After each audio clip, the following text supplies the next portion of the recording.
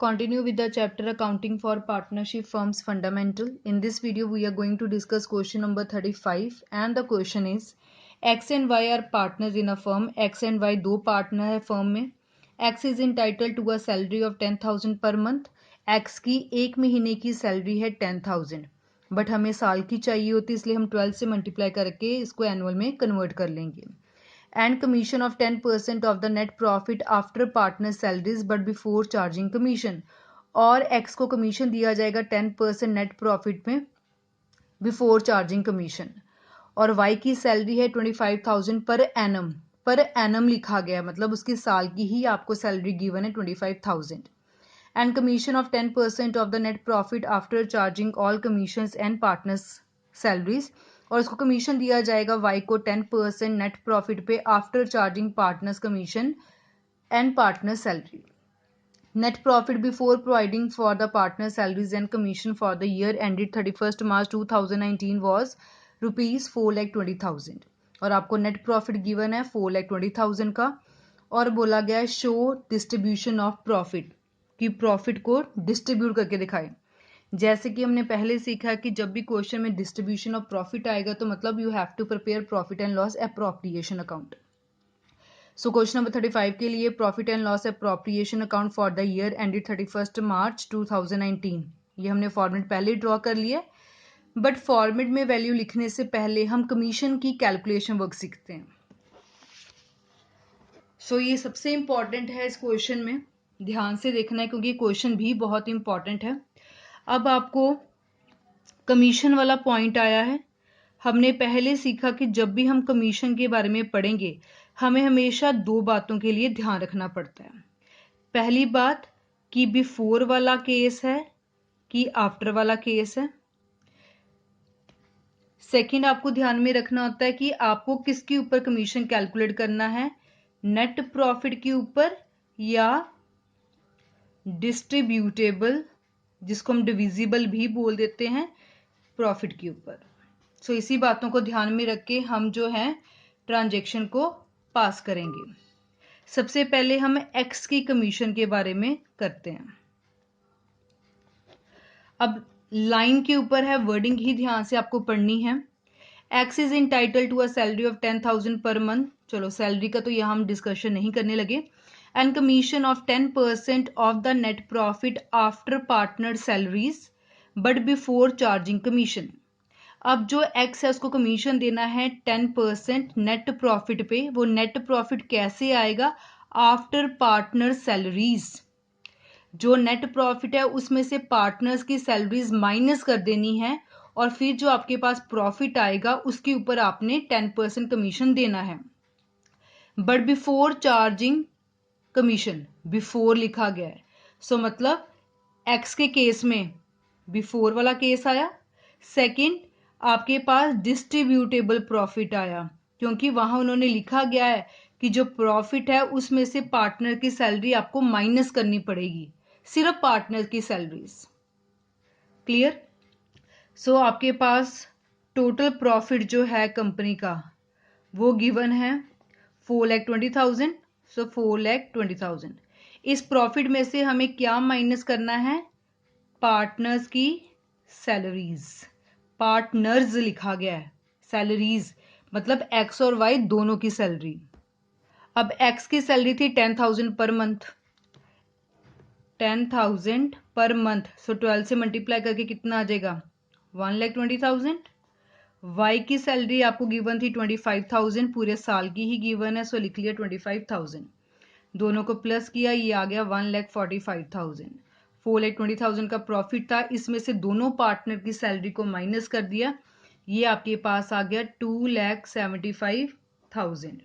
ये वो वाला प्रॉफिट है जो पार्टनर की सैलरी के बाद आया, net profit after partners salaries.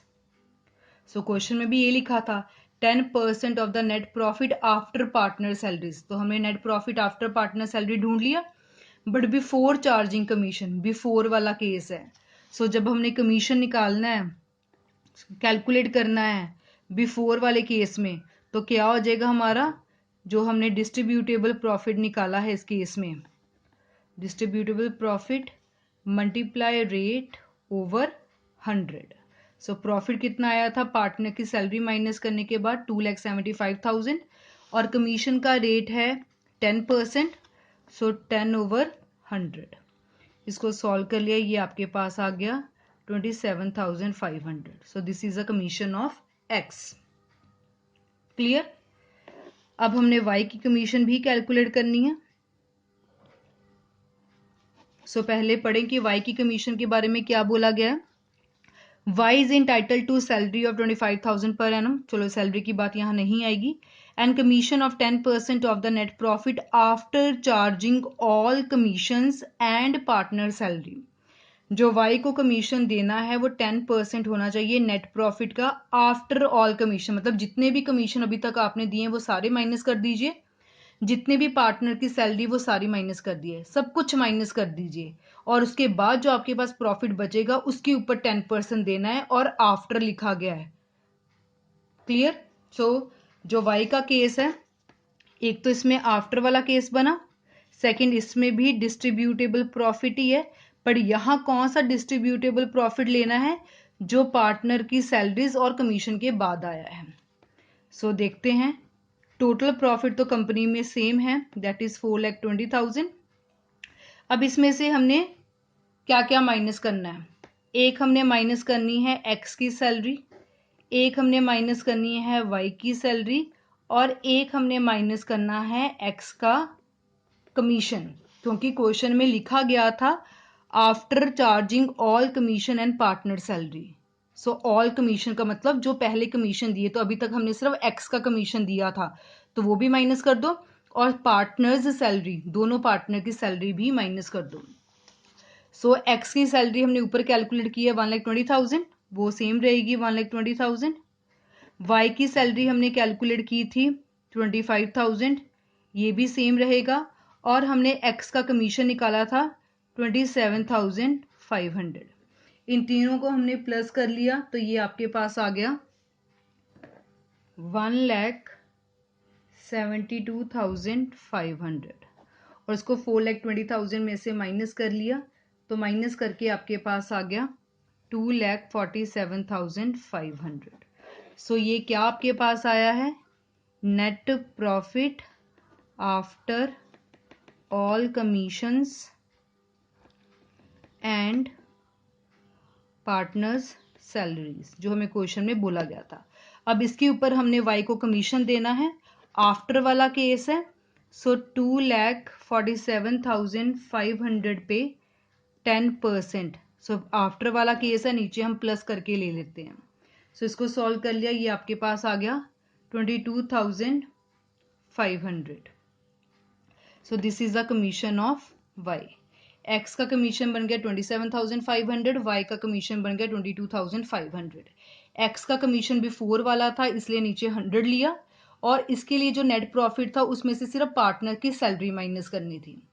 जो वाई वाला केस था उसमें उन्होंने बोला था कि सभी पार्टनर की सैलरीज और कमीशन माइनस करना है, वो माइनस कर लिया प्रॉफिट में से, और आफ्टर वाला केस था तो नीचे प्लस करके ले लिया।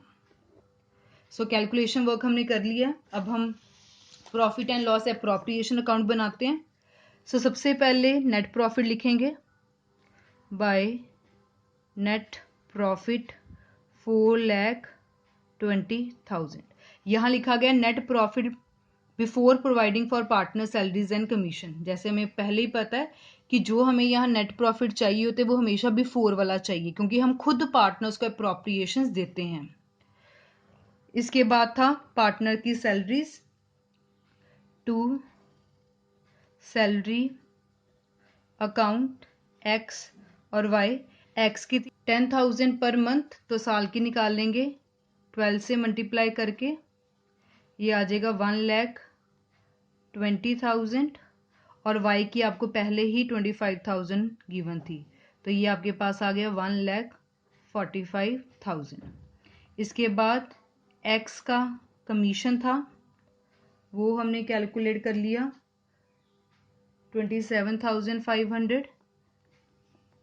वाइस का कमीशन था वो भी हमने कैलकुलेट कर लिया पीछे वर्किंग नोट में 22,500। इसके अलावा हमारे पास और कुछ नहीं क्वेश्चन में गिवन, सिर्फ सैलरीज गिवन थी एक्स और वाई की, हमने वो लिख लिया, और एक्स और वाई का कमीशन था वो लिख लिया। लास्ट में टोटल करते हैं। सो क्रेडिट साइड है 4,20,000, डेबिट साइड में 3 वैल्यूज है, सो बैलेंसिंग फिगर डेबिट साइड ही आ रही है। जब डेबिट साइड आती है तो उसको बोलते हैं profit. To profit transferred to X capital account Y's capital account. क्योंकि क्वेश्चन में हमें कुछ नहीं गिवन करंट अकाउंट के बारे में या फिक्स्ड कैपिटल के बारे में, तो हम हमेशा फ्लक्चुएटिंग मेथड लेते हैं और उसमें हम कैपिटल वर्ड यूज करते हैं। 4,20,000 माइनस 1,45,000, 27,500, 22,500, तो बैलेंसिंग फिगर आ गई 2,25,000, और इससे आपकी दोनों साइड इक्वल होगी 4,20,000, 4,20,000। अब क्वेश्चन में आपको एक्स और वाई की प्रॉफिट शेयरिंग रेशियो के बारे में कुछ भी नहीं गिवन। अगर कुछ भी नहीं गिवन तो सपोज टू बी इक्वल, सो मतलब दोनों में 1:1 में डिवाइड हो जाएगा प्रॉफिट इक्वली, मतलब 1/2 1/2।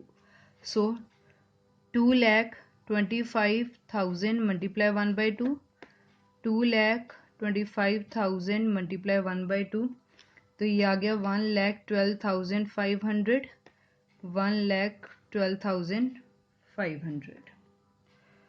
So this was about question number 35.